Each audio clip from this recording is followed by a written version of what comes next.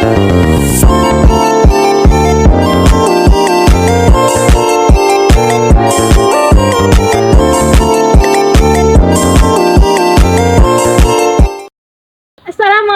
warahmatullahi wabarakatuh. Kembali lagi bersama saya Quina Hutratul Ain dari kelas 12 MIPA 5. Kali ini podcast kita kedatangan narasumber yang super menarik. Perkenalkan, ada Kak Nurul Aisyah dari 12 MIPA 5. Halo. Kenalan Mas. Muhammad Ramdansyah dari 12 MIPA 5 juga. Dan yang terakhir Tirta Faizalul Rasida dari kelas 12 5 juga. Lanjut.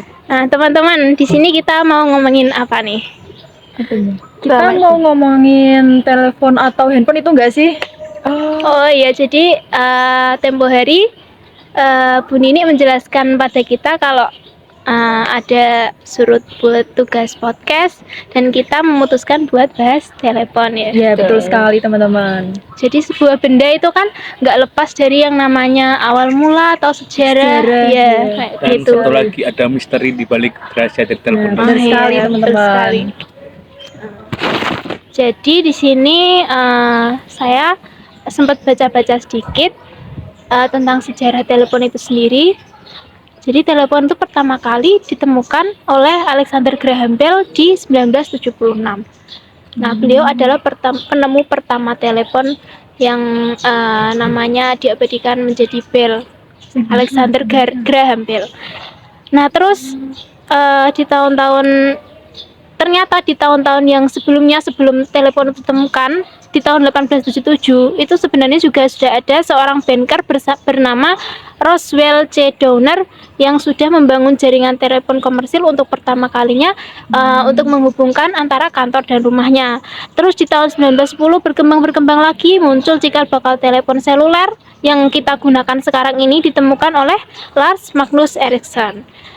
Terus seiring berkembangnya zaman, majunya teknologi, tahun 1973 Motorola mengenalkan telepon genggam. Penciptaan ini diklaim sebagai penemuan ponsel pertama, cikal bakal ponsel yang kita pakai sekarang ini. Oh, berarti sejarah awalnya gitu ya, Nah? Iya, jadi kayak gitu. Terus ada lagi teori konspirasi kalau Meucci adalah penemu telepon. Udah tahu belum? Loh, Apa tuh? boleh Nah. dong diceritain. Pada awalnya itu Meucci itu adalah penemu pertama dari telepon. Kemudian pada tahun 1850-an Meucci itu bangkrut karena istrinya sakit dan terpaksa ia menjual penemuannya. Salah satunya adalah telepon. Nah, itu penemuannya dijual kepada Thomas Thomas. Gak lanjut. Gapo. Oke, podcast kan kayak santai gitu ya teman-teman ya. Kita sama-sama sharing, bercerita. Iya, jadi nggak harus Jadi bener informasinya. tadi berarti Graham Bell, menurut sumber dari CNN, Graham Bell kemudian membeli dengan harga $6. Saat itu $6 kalau dikurskan sekarang mungkin sekitar ya 1 sampai 2 M-an. Gini, jadi berarti Graham Bell nemu telepon itu bukan pertama kali. Bukan. Oh, jadi dia punya kayak semacam referensi, terus baru dikembangkan sama dia, ketemulah telepon itu. Iya, jadi pertama kali dikembangkan oleh Meucci. Meucci adalah seorang ilmuwan di tahun cukup terkenal di tahun 1850-an. Kemudian setelah istrinya sembuh, Meucci meminta kembali semua materi telepon dari perusahaan Graham Bell tersebut. Namun perusahaan tersebut menyatakan bahwa alat yang diciptakan itu hilang. Padahal pada tahun 1876 Graham Bell mendeklarasikan bahwa ia sebagai penemu telepon. Atas kontroversi tersebut, Meucci melakukan protes terhadap kantor paten Amerika. Akhirnya ditolak oleh Graham Bell. Semenjak itu Graham Bell dan Meucci berkonflik.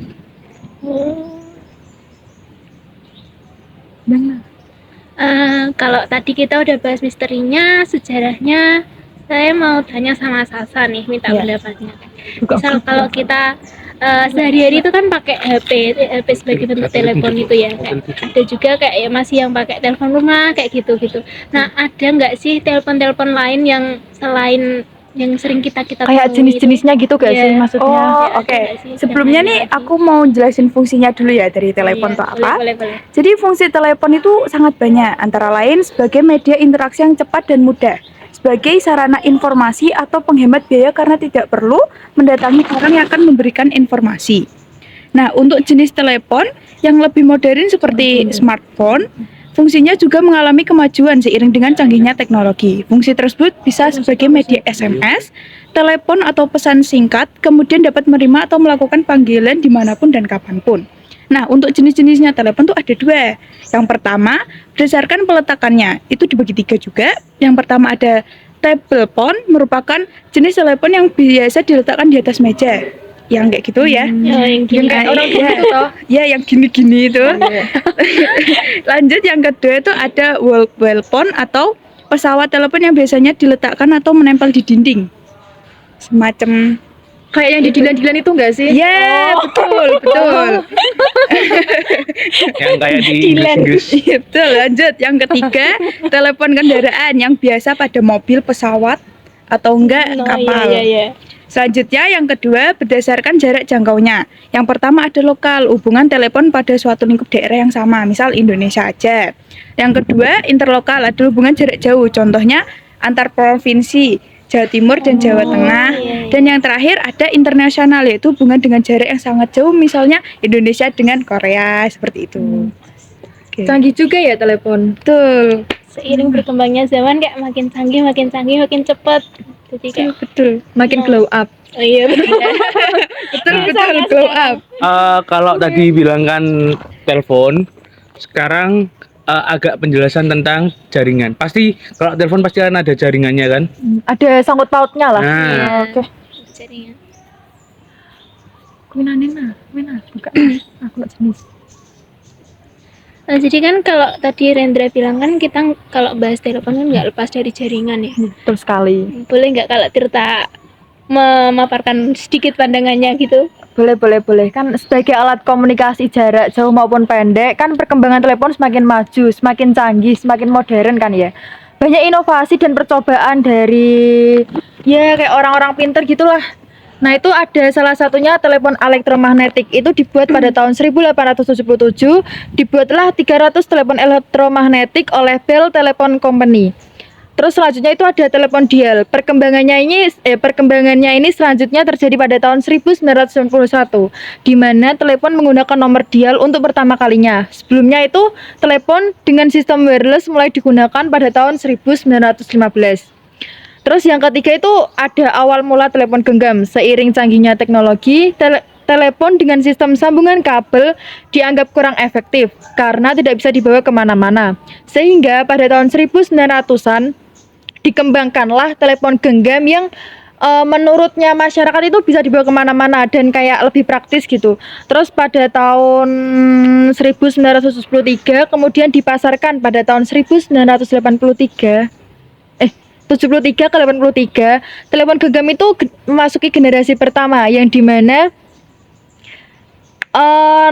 namanya itu diubah menjadi Portable Dynamic Adaptive Total Area Coverage. Terus selanjutnya itu ada telepon genggam atau generasi kedua. Nah, telepon genggam generasi kedua ini ditemukan oleh Motorola dengan desain yang lebih simpel dan ukuran lebih kecil. Selanjutnya ada awal mula ponsel pintar atau smartphone yang bisa kita gunakan sih. Terus selanjutnya itu ada telepon genggam generasi ketiga. Mundur. Perkembangan telepon genggam ini masih berlanjut dari tahun 2000 hingga saat ini. Yang biasa kita gunakan itu loh, yang digunakan kemana-mana, yang biasa kita buat nugas. Itu. Oh, yang biasanya ada lambang Apple-nya itu. Ya, yang biasanya buat nge-game juga itu loh. Nah, untuk melancarkan komunikasi kita tidak jarang dengan menggunakan jaringan. Nah, jaringan tersebut bisa dibagi menjadi dua, yaitu jaringan kabel dan jaringan satelit. Untuk jaringan kabel, sistemnya hampir sama. Jadi ketika kalian terima telepon, pasti penelpon akan menyalurkan sinyalnya kepada kabel. Kemudian kabel menyalurkan kembali ke penerima. Jadi hanya itu digunakan untuk jarak pendek. Kemudian yang jarak jauh yang tadi disampaikan oleh Sasa, luar negeri atau provinsi, itu biasanya menggunakan satelit. Jadi hampir sama sistemnya dengan kabel, cuma yang membedakan jaringan tersebut harus dilakukan ke luar angkasa dulu melalui satelit. Nah, contohnya yang ada satelit di Indonesia itu namanya satelit Palapa.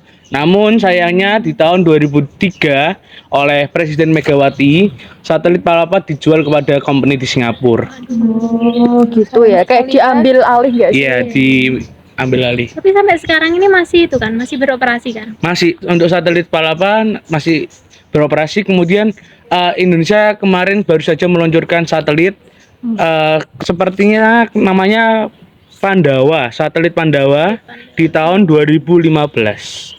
Itu programnya kombinasi antara program dari Pak SBY Susilo Bambang Yudhoyono dan Presiden ke-7 Republik Indonesia itu yang sekarang Pak Jokowi. Itu masih baru banget berarti ya? Baru masih ya mungkin 8 sampai 9 tahun. Ceritakan dikit update operasinya itu gimana? Udah gimana sekarang? Jadi itu berkaitan dengan 5G. Jadi di negara-negara sekarang banyak kan Yang lebih canggih nggak sih? Iya. Untuk kecepatan internetnya, karena Indonesia sekarang berada di ranking 16 dunia dengan kecepatan internet di 500 Mbps. Emang netizennya oke banget ini Indonesia. Betul betul. Banyak postingan like-like-nya ini. Nge-spam like sih. betul. Jadi podcast kita ini kalau dipikir-pikir segala sesuatunya itu kan nggak ada yang instan ya, kayak Betul. Iya, kita Mulai pikir proses dari panjang. melalui proses yang Sejarah, panjang, misteri. kayak- betul, hingga menjadi yang sekarang kita pakai setiap hari jadi kebutuhan sehari-hari, ternyata melalui proses yang panjang juga, dan juga nggak banyak Butuh penelitian-penelitian iya, juga. banyak yang harus dikorbankan juga sama penelitinya, sampai konflik sama temennya juga. temennya enggak ya? Oke, sekian podcast kita hari ini. Semoga apa yang kita sampaikan bisa bermanfaat bagi pemirsa semuanya. Sekian dari kami. Wassalamualaikum warahmatullahi wabarakatuh. Bye bye. See you.